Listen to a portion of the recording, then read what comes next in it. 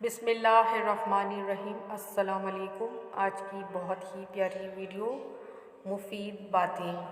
Number 1، سورہ فاتحہ پڑھ کر پیٹ پر دم کرنے سے پیٹ کا درد ختم ہو جاتا ہے۔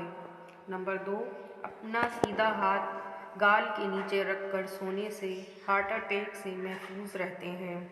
نمبر 3، رات کا کھانا نہ کھانا جلد بڑھاپا لاتا ہے۔ نمبر 4، اپنا چہرہ یا ہاتھ دوپٹے یا لباس سے صاف کرنا بھولنے کی بیماری پیدا کرتا ہے۔ نمبر 5، اگر کسی کو حج پر جانے کی طلب ہو اور کوئی وسیلہ نہ ہو تو روزانہ 21 مرتبہ سورہ فتح کی آیت 27 کا ورد حصول مقصد تک کریں۔